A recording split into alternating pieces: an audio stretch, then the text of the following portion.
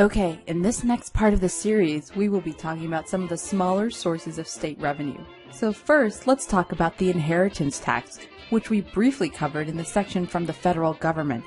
Turns out states want their share of the pie too, and they try to make money in the forms of inheritance tax, estate tax, or both. Now, most states do not tax estates or inheritance, but that hasn't stopped Forbes magazine from releasing a list of the places of where not to die.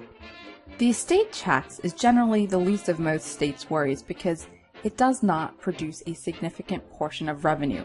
One of the biggest problems states face is the challenge to collect sales tax, and more specifically, how it relates to the use tax. A use tax is when a person or corporation purchases goods from a state with no sales tax for use in a state with sales tax. The state with the sales tax then enforces its tax on those purchased goods. Confusing? Let's take a simple example. This is Delaware, a state with no sales tax. This is Pennsylvania, a state with sales tax.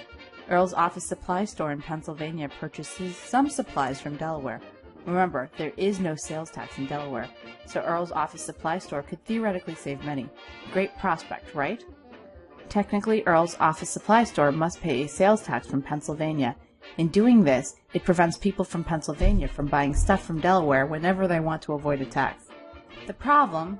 This sort of tax is very hard to enforce. Governing Magazine did a very good article on the amount of money that states with sales tax forego because they find it very difficult to collect the use tax. You can see from this map that the inability to collect the use tax for some states represents a lot of money lost. Another big area of money foregone is how to tax online sales. As more and more states switch their purchasing to online sales, many states are struggling to collect money.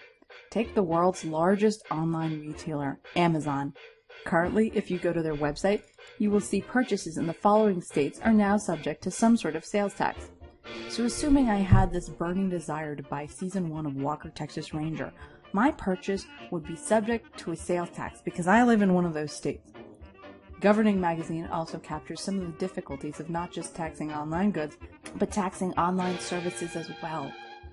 As states see a big source of sales tax revenue base decrease, they are struggling to adapt and find possible new services to tax.